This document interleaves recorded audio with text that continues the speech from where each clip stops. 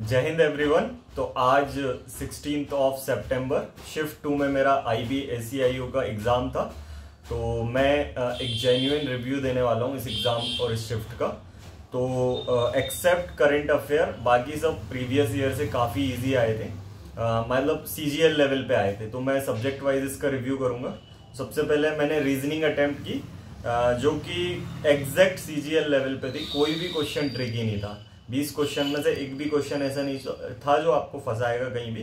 तो it was on easier side as per previous year.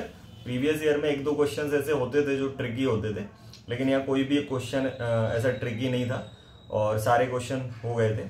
अगर मैं मैथ्स की बात करूँ तो मैथ्स में एग्जैक्ट 10 क्वेश्चंस ऐसे थे जो CGL प्री में जो वन लाइनर आते हैं वैसे ही क्वेश्चंस थे, जबकि कुछ 10 क्वेश्चन CGL मेंस लेवल पे थे जो कि थोड़े लेंदी थे या फिर कैलकुलेशंस थी जिसमें, या फिर थोड़ा घुमा रहा था। तो मतलब ओवरऑल मैथ्स का लेवल भी प्रीवियस ईयर से काफी इजी था, क्योंकि प्रीवियस ईयर में कुछ क्वेश्चन ऐसे आते थे जो जिनको समझना ही मुश्किल होता था, लेकिन यहाँ पे सारे क्वेश्चंस डूएबल थे। बस इफ यू हैव टाइम, अगर टाइम परमिट करता तो सारे क्वेश्चंस हो सकते हैं। बस 4-5 क्वेश्चन ऐसे थे जो लेंदी थे जिसमें कैलकुलेशंस की नीड थी। Average profit and loss, CISI, percentile ratio, इन सब से ही लगभग 10 क्वेश्चंस थे 20 में से। तो इन टॉपिक्स को आप काफी अच्छे से प्रिपेयर कर लें। अगर मैं GS की बात करूं तो GS में वन लाइनर क्वेश्चंस थे। वन लाइनर लगभग 10 से 15 क्वेश्चन वन लाइनर थे, जो कि आपने अगर GS अच्छे से पढ़ी है CGL वगैरह या किसी अदर एग्जाम्स के लिए तो आप वो कर सकते हो। मतलब 10 से 12 क्वेश्चंस तो उन 15 में से आराम से अटेम्प्ट कर सकते हो। 4 से 5 क्वेश्चंस स्टेटमेंट बेस्ड थे, 2 या 3 स्टेटमेंट थे, तो वो भी डूएबल थे। एज सच GS भी प्रीवियस ईयर जैसी थी, कोई टफर साइड पे नहीं थी, मतलब मीडियम बोलूंगा मैं इसको। और अब बात करें करंट अफेयर की, एज यूजुअल प्रीवियस ईयर भी जो देखा गया है, करंट अफेयर थोड़ा नहीं पता कहाँ से आया था। बाकी मैं आपको कुछ चीजें बता दूं जो करंट अफेयर में इंपॉर्टेंट थी।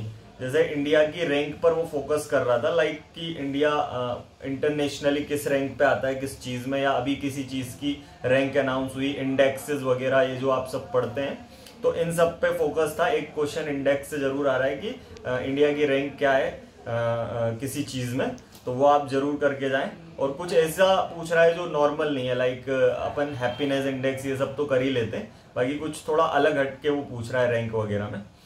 PIB की न्यूज वगैरह आप देख लें, क्योंकि PIB की डायरेक्ट न्यूज उठ के आ रही है उसमें।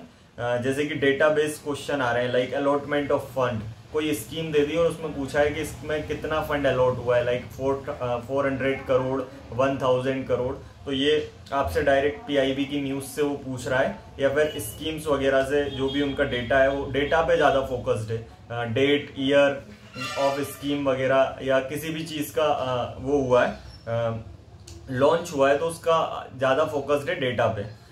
Science and tech and development से काफी क्वेश्चंस थे कि कोई डेवलपमेंट हुआ है, साइंस टेक थोड़ा पूछ रहा था वो।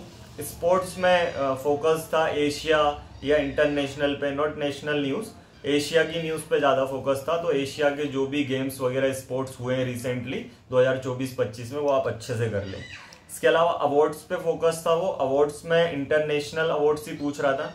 हाँ, इंडिया का भी उसने अवार्ड शायद पूछा था, बाकी इंटरनेशनल का तो एक क्वेश्चन था, इंटरनेशनल अवार्ड्स में किसको कौन बेस्ट एक्ट्रेस वगैरह ऐसा कुछ आया था। इसके अलावा अपॉइंटमेंट में वो अपॉइंटमेंट मेन पर्सन का नहीं पूछ रहा है, लाइक चेयरमैन या फिर एडवाइजर, चीफ एडवाइजर, वो वाइस या फिर डिप्टी करके पूछ रहा है। तो अभी कोई अगर रिसेंट 2024-25 में कोई भी अपॉइंटमेंट हुई है तो वो आप डिप्टी या वाइस पोजीशंस पे जो है वो जरूर करके जाएं।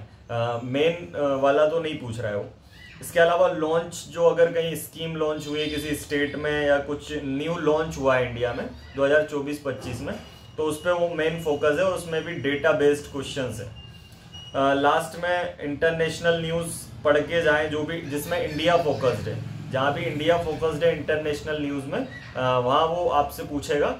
इसके अलावा करंट अफेयर में ज्यादा हम प्रिडिक्ट नहीं कर सकते, इसलिए आप PIB की वेबसाइट या PIB के जो न्यूज आई हुई हैं उनको थोड़ा फोकस करें तो इट विल बी बेटर। बाकी all the best for your exam. Thank you.